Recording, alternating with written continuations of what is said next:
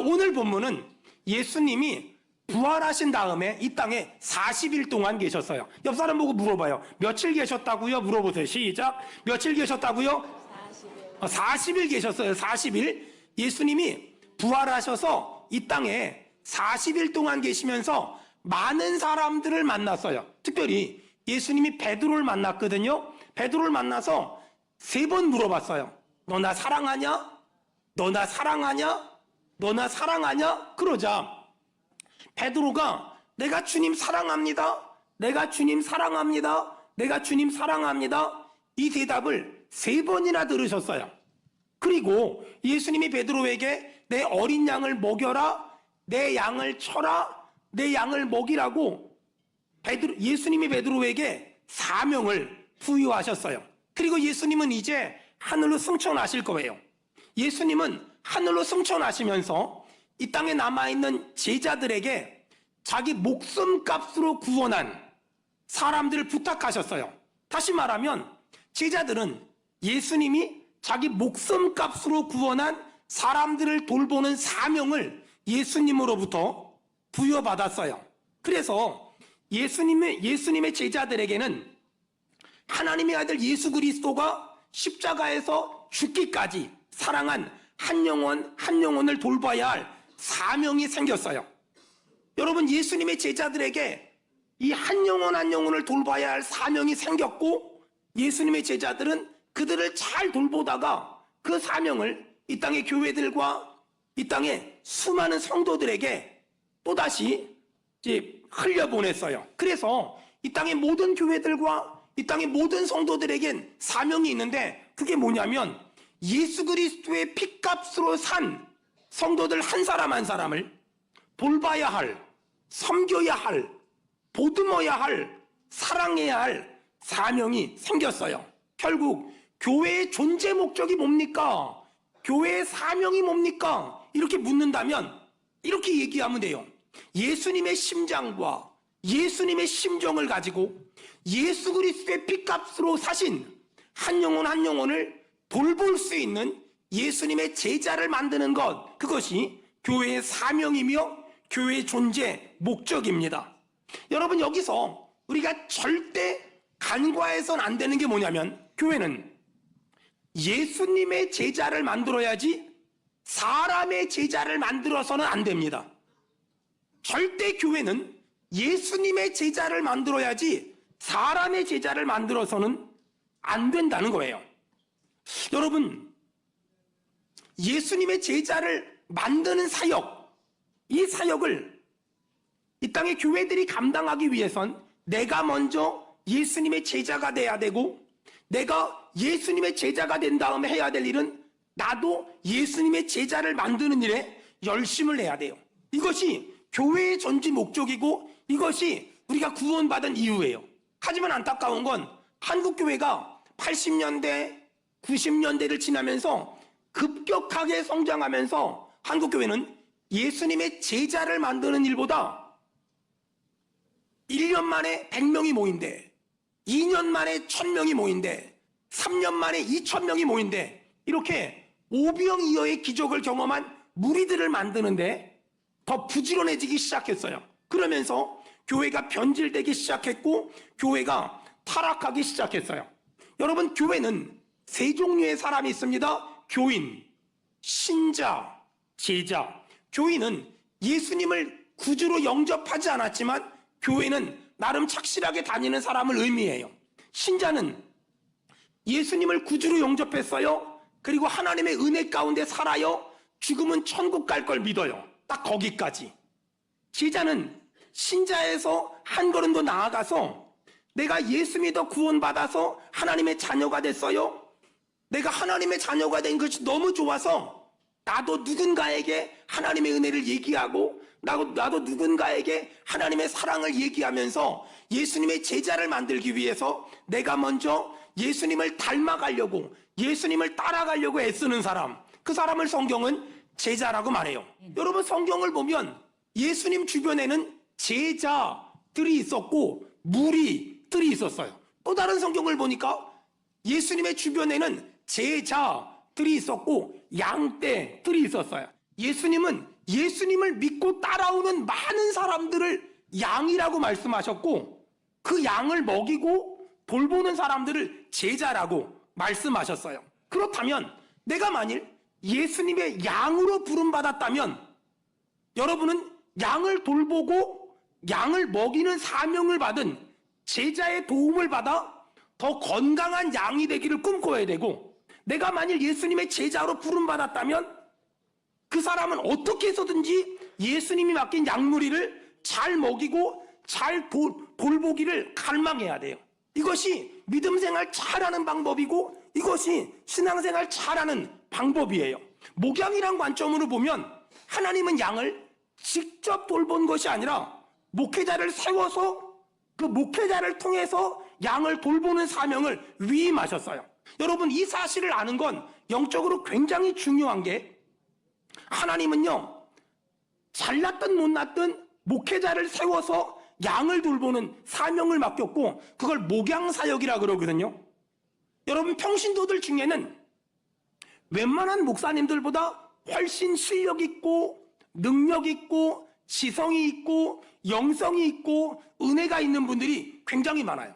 사회생활을 오래 했기 때문에 인격도 있고 성품도 있고 이런저런 연단도 받았고 제자훈련도 받았고 양육도 받았고 선교단체에서 훈련받은 분들도 굉장히 많아요. 그래서 평신도들 중에는 신학교 갓 졸업한 전사님이나 목사 안수 갓 받은 목사님들보다 훨씬 더 실력 면에서 능력 면에서 탁월한 사람들이 많아요. 하지만 중요한 거, 내가 어느 정도의 실력이 있나 어느 정도의 능력이 있나 보다 더 중요한 건 하나님이 나를 뭘로 불렀나가 중요해요. 하나님이 나를 목회자로 불렀다면 그 사람의 꿈은 더 좋은 목회자가 되는 것. 하나님이 나를 양으로 불렀다면 그 사람의 꿈은 더 건강한 양, 더 지혜로운 양, 더 영적으로 성숙한 양이 되는 꿈을 꿔야 돼요. 여러분, 어떤 사람이 목회자로 살아요? 어떤 사람이 평신도로 살아요? 그건 그 사람의 실력의 문제나 학력의 문제나 학위의 문제가 아니라 하나님의 부르심이 다를 뿐이에요. 하나님은 어떤 사람을 저처럼 목사로 부르셨어요. 근데 하나님은 어떤 사람을 성도로 불렀어요. 그렇다면 우리는 하나님의 부르심을 따라 사는 것이 신앙생활 잘하는 방법이고 신앙생활 잘하는 지름길이라는 거예요. 하나님이 저 같은 사람을 목사로 불렀잖아요. 그래서 양을 돌보는 사명을 맡겼잖아요. 그러면 여러분들은 그 사람을 실력이나 능력으로 평가하신 것이 아니라 하나님이 그 사람을 목회자로 부르신 그 의도와 계획을 묵상하면서 그 사람을 양무리를 돌보는 목회자로 인정해야 돼요. 이것이 그 목회자를 대하는 바른 자세라는 거예요. 하나님은 성경을 보면 사울을 왕으로 세우셨죠. 다윗도 왕으로 세우셨죠. 근데 사울을 보면 전혀 왕답지 않은 왕이었어요. 차라리 왕이 안 됐으면 좋았을 뻔했던 그런 왕이었어요. 근데 중요한 건 뭔지 아세요? 다윗은 사울을 털끝 하나도 건드리지 않았다는 거예요. 사실 다윗은 사무엘 선지자를 통해서 자신이 왕이 될 걸 알고 있었어요. 그리고 하나님의 사울을 버린 것도 알고 있었어요. 그렇다면 다윗 입장에선 하나님이 나를 통해서 사울을 죽이고 나를 왕으로 세우는 것이 하나님의 뜻이 아닐까? 이런 생각을 할 법한도 한데 다윗은 사울을 털끝 하나도 건드리지 않았어요. 어느 날 다윗이 사울을 피해 도망가다가 엔게디 광야에서 어떤 동굴에 숨어 들어갔어요. 좀 쉬려고. 그런데 하필이면 사울이 쫓아오다가 다윗이 좀 쉬려고 들어간 동굴 속으로 들어와서 용변을 보려고 하는 거예요. 사실 사울은 말이에요, 항상 갑옷을 입고 있었고 주변에 호위무사들이 있었기 때문에 그 누구도 사울을 감히 죽일 수가 없었어요. 근데 사울이 지금 용변을 보러 들어왔잖아요. 그러니까 갑옷 벗었지요, 호위무사 없지요. 죽이려고 마음만 먹으면 죽일 수도 있어요. 아마 다윗 주변에 있는 그 부하들이 다윗에게 계속 죽이라고 얘기했던 것 같아요. 그러니까 다윗이 사울의 옷자락을 자르잖아요. 근데 나중에 성경을 보면 다윗은 사울왕의 옷자락을 자른 것만으로도 너무너무 힘들어했대요. 여러분, 왜 그랬을까요? 사울이 맨날 다윗을 죽이러 다니는데도 불구하고 왜 다윗은 사울왕의 옷자락을 자른 것만으로도 힘들어했을까요? 왜 그랬는 줄 아세요? 다윗에겐 사울에게 있어서 굉장히 중요한 가치가 있었어요. 하나님이 기름 부어 세운 주의 종이야. 하나님이 기름 부어 세운 주의 종이야. 이런 마음이 있었기 때문에 옷자락을 건드린 것만도 너무너무 힘들어했다는 거예요. 다윗 같은 성도 되길 주의 이름으로 축원합니다. 아멘. 여러분, 저는 다윗 같은 모습보다 사울 같은 모습이 훨씬 많아요. 부족한 거 많고 연약한 거 많고 허물이 많아요. 그래서 성도들에겐 존경은 바라지도 못하고 저에겐 그냥 사랑이 필요해요. 왜냐하면 존경은 존경받을 만한 뭐가 있어야 되는데 전 그런 게 별로 없어요. 그래서 저에겐 성도들의 사랑이 훨씬 많이 필요하거든요. 왜? 많이 부족하니까. 그런데 이왕 우리가 저도 목회자로 부름받았다면 더 좋은 목사 되려고 발버둥 칠 테니까 여러분, 이왕 성도로 부름받았다면 여러분 정말 다윗 같은 성도 되길 축원합니다. 아멘. 여러분, 우리가 성도 노릇 잘하는 방법이 뭐냐? 히브리서 13장 17절 이 말씀을 마음에 딱 새기세요. 히브리서 13장 17절 우리 다 같이 크게 읽겠습니다. 시작. 너희를 인도하는 자들에게 순종하고 복종하라. 그들은 너희 영혼을 위하여 경성하기를 자신들이 청산할 자인 것 같이 하느니라. 자, 우리 계속 읽겠습니다. 시작. 그들로 하여금 즐거움으로 이것을 하게 하고 근심으로 하게 하지 말라. 그렇지 않으면 너희에게 유익이 없느니라. 여러분, 여기 양노릇 잘하는 방법, 성도 노릇 잘하는 방법이 써 있는데 너희를 인도하는 자들에게 순종하고 복종하라. 그들은 너희 영혼을 위하여 경성하기를 자신들이 청산하인 것 같이 하느니라. 그들로 하여금 즐거움으로 이것을 하게 하고 근심으로 하게 하지 말라. 그렇지 않으면 너희에게 유익이 없느니라. 여러분, 저 같은 목사에게 성도는 어떤 존재인 줄 아세요? 저 같은 목사에게 성도는 가슴으로 낳은 자식. 한 사람 한 사람이 얼마나 소중한데요. 여러분, 제 핸드폰에 보면 우리 교회 성도들 번호가 다 입력돼 있을 거 아니에요. 그런데 단 한 사람도 예를 들어서 곽수민 집사라고 써 있잖아요. 곽수민 집사님이라고 써 있어요. 단 한 사람도 손순남 권사 이렇게 써 있잖아요. 손순남 권사님 이렇게 써 있어요. 다 님자를 붙였어요. 왜 그런 줄 아세요? 너무 소중해서. 너무 소중해서. 너무 귀해서. 너무 귀해서. 여러분, 제가 이 말하면 한번 의식하고 나중에 들어보세요. 저는 단 한 번도 우리 권 집사님, 송 권사님 이렇게 부르질 않아요. 이름을 풀네임으로 다 불러요. 신 집사님, 신 집사 이렇게 부르지 않아요. 항상 풀네임으로 불러요. 목사님들을 부를 때도 거의 정 목사님, 거의 정 목사 이렇게 부르지 않아요. 정의훈 목사님, 문자를 쓸 때도 단 한 번도 그렇게 부르지 않아요. 왜 그런 줄 아세요? 너무 귀해서, 너무 소중해서, 너무 보배롭고 너무 존귀해서. 여러분, 왜 그렇게 소중한 줄 아세요? 그 사람이 그렇게 대단한 사람이기 때문이 아니라 제가 새벽마다 기도하는 사람이잖아요. 제가 저녁마다 기도하는 사람이잖아요. 제가 금식하며 제가 찬양하며 기도해주는 사람이잖아요. 그러니까 그 어떤 것과도 바꿀 수 없고 그 무엇보다 바꿀 수 없을 만큼 귀중하기 때문에 다 핸드폰에다가 님자를 붙여놨어요. 여러분, 이렇게 성도 한 사람 한 사람이 저 같은 목사에겐 귀하고 소중해요. 여러분, 그렇다면 목사는 다른 데 가서 인정받는 거 다 소용없어요. 성도에게 인정받아야지. 성도에게 사랑받아야지. 마치 뭐하고 똑같냐면 여러분, 여기 아빠 엄마들이 밖에 나가서 아무리 인정받아도 다 소용없어요. 내 아내에게 인정받아야지. 내 남편에게 인정받고 내 아이들에게 인정받아야지. 그거면 다른 데서 무시받아도 다 살 수 있거든요. 여러분, 인간적으로 생각해보면 사울은 나쁜 놈이에요. 다윗은 정말 좋은 사람이거든요. 하지만 다윗은 단 한 번도 나를 죽이려고 하는 사울을 죽이려고 생각을 안 했어요. 왜? 다윗에게는 사울 나쁜 놈 이전에 사울은 하나님이 기름 부어 세운 주의 종이야, 이 마음이 있었기 때문에 털끝만큼도 건드리지 않았어요. 다시 말해서 다윗은 내가 해야 될 일과 하나님이 하실 일을 구분했어요. 그래서 내가 해야 될 일은 최선을 다했지만 하나님이 하실 일은 하나님이 하실 때까지 기다렸어요. 사울왕이 다윗이 쉬고 있는 엔게디 광야에서 굴에 들어왔을 때 다윗의 추종자들은 다윗 보고 죽여라고 말했고 다윗은 옷자락을 맸어요. 하지만 말이에요, 다윗은 사울을 죽이지 않았어요. 왜? 다윗에겐 중요한 믿음이 있었거든요. 세우시는 분도 하나님이시고 패하시는 분도 하나님이야. 아멘. 이걸 믿었기 때문에 다윗은 사울을 내가 패하려고 하지 않은 거예요. 여러분 잘 들어보세요. 하나님이 하실 일을 내가 하려고 하는 것, 그것을 성경은 교만이래요. 하나님이 하실 일을 내가 하려고 하는 것, 그것을 성경은 교만이야 라고 말해요. 여러분,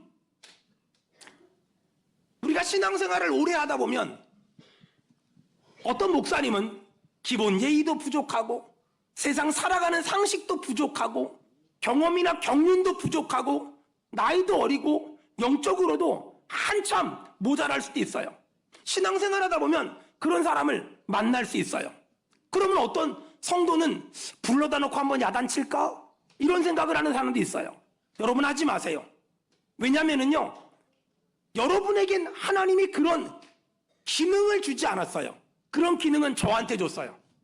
혹시 우리 교회 다니면서 우리 부교육자들 보면서 답답해, 불러다가 야단 한번 칠까? 한번 혼낼까? 이런 마음이 들면 저한테 맡겨주세요. 여러분, 저를 한번 이렇게 보세요. 제가 한번 야단치고 한번 혼을 내면 거의 반 죽여버림. 절대로 저를 알로 보시면 안 돼요. 그러니까 저한테 믿고 맡기고, 여러분이 해야 될 일은 뭐냐? 여러분은 하나님이 그 사람을 목회자로 세우셨으니 순종하고 충성하고 기도해주고 응원해주면 지금은 연약하지만 1년이 지나고 3년이 지나고 5년이 지나다 보면 여러분 훌륭한 목사님으로 하나님이 세워주실 줄로 믿습니다. 아멘. 여러분, 혹시라도 그런 사람이 있으면 저한테 맡겨주세요. 제가 절대 만만한 사람이 아니라는 걸 여러분 아마 아시면 아실수록 아시게 될 겁니다. 그런 의미에서 오늘 부활주일날 제가 다시 한번 저 스스로를 한번 돌아보는 시간을 가졌어요. 정말 제가 목회를 하고 있는데 나 지금 잘하고 있는 걸까? 그러면서 제가 다시 한번 제 마음을 다잡는 그런 글을 한번 썼어요. 여러분, 제가 이렇게 살았다면 감사하고, 혹시라도 여러분이 제가 지금 얘기하는 걸 들으면서 목사님 이렇게 안 살았는데 다시 똑바로 살려고 저를 절제할 테니까 여러분 기도해 주세요. 첫째, 최소한 성도들보다 더 많이 성경 읽고 더 많이 기도하고 더 열심히 전도하겠다. 둘째, 최소한 성도들보단 더 많이 헌신하겠다. 성도들에게 한 가지를 부탁하기 위해서 내가 먼저 10가지를 하겠다. 셋째, 새벽 예배는 할 수만 있는 대로 빠지지 않을 것이며 새벽 기도가 끝나면 자지 않고 그 시간을 활용해서 더 많이 공부하고 더 많이 연구하겠다. 신방의 대가로 헌금은 받지만 절대 돈은 받지 않을 것이다. 경조사 때도 마찬가지입니다. 그럼에도 불구하고 이것저것 챙겨주시면 같이 동행한 부목사님에게 줄 겁니다. 약속 시간은 전쟁이 나지 않는 한 지키겠습니다. 성도들이 보지 않는 곳에서도 목사의 품위를 잃지 않겠습니다. 토요일은 주일을 준비하는데 집중하고 월요일도 쉬는 날이라고 생각하지 않고 필요한 사역을 하겠습니다. 어떤 경우에도 교회의 인간적인 대접을 요구하지 않을 것이며 교회의 물질적인 부담을 주지 않겠습니다. 교회를 이용해서 뭔가 이익을 취할 생각을 하지 않겠습니다. 교인들에게 대접받는 사람으로 살지 않고 섬기는 사람으로 살겠습니다. 할 수 있는 대로 밥값은 제가 내겠습니다. 거짓말하지 않겠습니다. 실수를 깨달았을 때 즉각 사과하겠습니다. 나도 하지 못하는 걸 교인들에게 요구하지 않고 내가 먼저 설교한 대로 살겠습니다. 교인들의 비밀은 절대 흘리지 않겠습니다. 교회 재정에 관여하지 않겠습니다. 교인들 이름은 최선을 다해 외우겠습니다. 장례 예배 땐 설교 길게 하지 않겠습니다. 유가족들이 죽는 수가 있습니다. 이성이 혼자 있을 땐 절대 혼자 신방 가지 않겠습니다. 주일 예배를 결석한 사람을 위해서 꼭 기도하고 신방하겠습니다. 부교육자들과 그들의 가족을 사랑하겠습니다. 부교육자들이 설교할 때 더 크게 아멘 하겠습니다. 절대적인 진리는 절대 양보하지 않지만 상대적인 것들은 다 양보하겠습니다. 여러분, 저는 그동안도 하나님이 주신 사명을 붙잡고 최선을 다해왔지만 앞으로도 이렇게 살기 위해 몸부림치고 발버둥 칠 겁니다. 하나님이 맡긴 영혼들을 정말 하나님의 심정으로 사랑할 겁니다. 그러니 우리 성도님들은 저에게 부족한 점이 있거나 우리 부교육자들에게 부족한 점이 있으면 비난하고 비판하지 말고 사랑해주고 기도해주고 돌봐주고 칭찬해주고 인정해주고 순종해줘서 여러분 우리 교회가 더 건강한 교회가 되기를 주의 이름으로 축원합니다. 아멘. 오늘 부활주일날 신앙생활 잘하는 방법 알려드릴게요. 저 같은 목사는 하나님이 성도들한테 잘 먹이라 그랬잖아요. 그러니까 잘 먹이기 위해 애쓰고 우리 성도들은 하나님이 세우신 주의 종을 통해서 주시는 말씀을 잘 먹으려고 애써보세요. 양이 목자가 되려고 하기보다 양은 더 좋은 양이 되려고, 더 착한 양이 되고 더 순한 양이 되려고 여러분 애써보세요. 가끔 어떤 사람을 보면 아슬아슬하다라는 생각이 들 때가 있어요. 언제 그러냐면 양이 목자의 선생이 되려고 할 때. 여러분, 그러면 내가 영적으로 죽고 내가 영적으로 병들어 버려요. 여러분, 그 일은 제가 할게요. 왜? 목자의 선생으로 하나님은 저를 세우셨으니까. 그러니까 그 일은 제가 할 테니까 여러분은 더 기도해주고 더 칭찬해주고 더 격려해주고 더 순종해주면 하나님은 목회자들은 더 좋은 목회자로 만드실 것이며 성도들은 더 좋은 성도로 만들어주실 줄로 믿습니다. 아멘. 미국 알링턴 국립묘지에 가보면 관광 코스가 있대요. 먼저는 유명한 장군들, 마지막엔 무명의 용사들. 관광 가이드한테 물어봤대요. 왜 이렇게 코스를 짰냐고. 그랬더니 관광 가이드가 그런 말 했대요. 이 나라가 이만큼 유지되기 위해서는 유명한 장군들의 헌신도 있었지만 무명의 용사들의 희생과 헌신이 있었기 때문에 지금 이 나라가 이만큼 될 수 있었다고. 여러분, 저는 우리 교회 부교육자들이 무명의 용사들이라고 생각해요. 왜냐하면 저는 어떤 일을 하면 별것도 안 했는데 우리 성도들이 수고했다고 애쓴다고 고생한다고 얼마나 칭찬해 주시고 얼마나 격려해 주시는지 몰라요. 하지만 우리 부교육자들은 아무리 열심히 해도 빛이 안 나요. 그러니까 늘 이름 없이 늘 빛도 없이 늘 수고하는 그런 사람들이에요. 그리고 사람들 마음에 부교육자들에 대한 잘못된 인식이 있어요. 얼마 있으면 갈 사람, 얼마 있으면 떠날 사람. 그렇지 않아요. 절대 그렇지 않아요. 우리가 부교육자들을 그렇게 바라보면 부교육자들은 그것밖에 안 해요. 하지만 우리가 부교육자들을 미래에 한국교회를 이끌어 나갈 사람들, 그리고 우리 아들, 딸, 우리 어머니, 아버지의 영혼을 맡은 사람들이라고 생각해주고 기도해주고 응원해주고 축복해주면 그 사람들은 그런 사람들이 될 수밖에 없어요. 우리 교회가 더 건강한 교회가 되고 더 성숙한 교회가 되는 지름길이 뭐냐? 부교육자들을 소중히 여기고 부교육자들을 존경해주고 부교육자들을 칭찬해주고 부교육자들을 응원해주는 여러분, 그런 우리 교회 되길 축원합니다. 아멘. 여러분, 양은 계속 자라야 돼요. 자라려면 어떻게 해야 될까요? 계속 먹어야 돼요. 양들이 계속 먹으려면 저 같은 목사는 열심히 먹일 생각을 하고 우리 성도들은 열심히 먹을 생각을 해야 돼요. 오늘 부활의 아침에 예수님이 베드로에게 뭐라 그랬어요? 내 양을 먹여라. 내 양을 쳐라. 라고 말했잖아요. 그러니까 저 같은 목사의 사명은 뭐냐면 성도들 먹이는 거예요. 열심히 먹이는 거예요. 성도들의 사명은 뭘까요? 목사를 통해 들려지는 말씀을 열심히 먹는 거예요. 여러분, 축복합니다. 목사는 열심히 먹이고 성도들은 열심히 먹어서 우리 교회가 영혼의 배고픔이 없는 교회 되길 주의 이름으로 축원합니다. 아멘. 만약에 저 같은 목사가 성도들을 제대로 먹이지 못해서 성도들의 영혼이 배가 고프고 영원히 목마르잖아요. 하나님 앞에 천벌을 받아요. 굉장히 무서운 말이에요. 저 같은 목사가 성도들을 제대로 먹이지 못하고 똑바로 먹이지 못해서 성도들이 영적으로 병이 들고 성도들이 영적으로 목말라서 어디 은혜 받을 데가 없을까 여기저기 기웃거리고 다니면 저 같은 목사는 하나님한테 엄청난 야단을 맞고 엄청나게 징계를 받아요.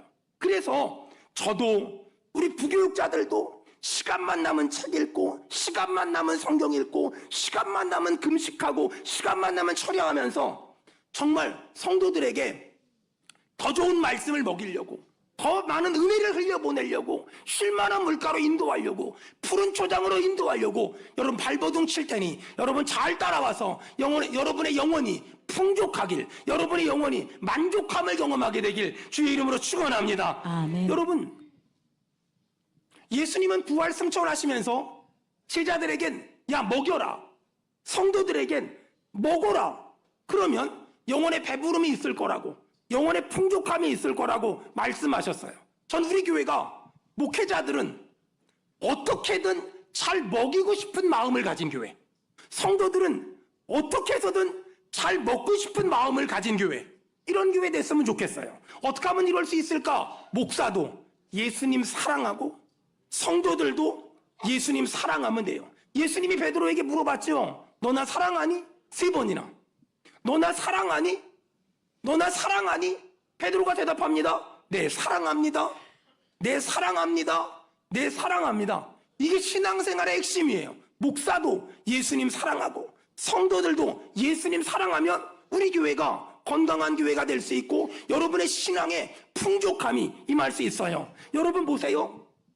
세상에 유명한 목사 얼마나 많아요. 훌륭한 목사님들 또 똑똑한 목사님들 얼마나 많아요. 근데 그거 아세요? 여러분 위해 기도해 주는 사람은 나밖에 없잖아요. 여러분 위해서 새벽마다 이름 불러가며 저녁마다 이름 불러가며 금식하면서 철야하면서 기도해 주는 사람은 나밖에 없잖아요.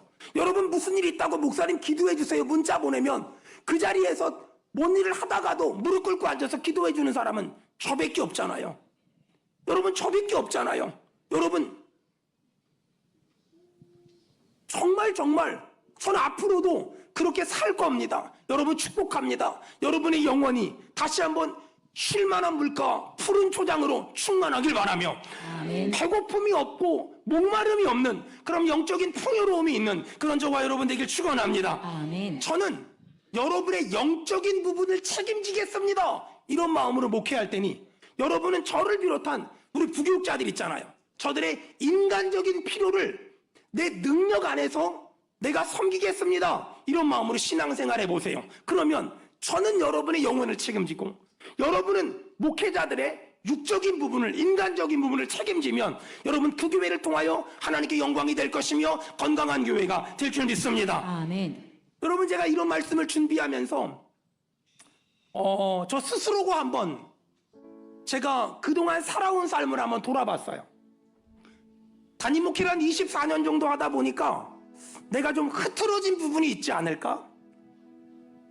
내가 좀 성도들도 좀 많아지고 교회도 커지고 영향력도 생기다 보니까 좀 건방져진 부분은 없을까? 스스로가 좀 돌아봤어요. 다시 한번 제가 여러분 앞에 이런 신앙 고백을 하는 이유는 제가 앞으로도 변질되지 말고 끝까지 초심을 가지고 살게 해달라고 기도해달라고 부탁하는 거예요. 첫째, 교인들에게 전화할 때 다른 사람의 손을 빌려 전화하지 않겠습니다. 왜? 나는 사장님이 아니라 목사님이니까. 둘째, 무의식 중이라도 나이가 어린 사람에게라도 함부로 반말하지 않겠습니다. 혹시라도 반말했으면 용서해 주세요. 반말하지 않겠습니다. 셋째, 저보다 연장자가 저를 찾아왔을 땐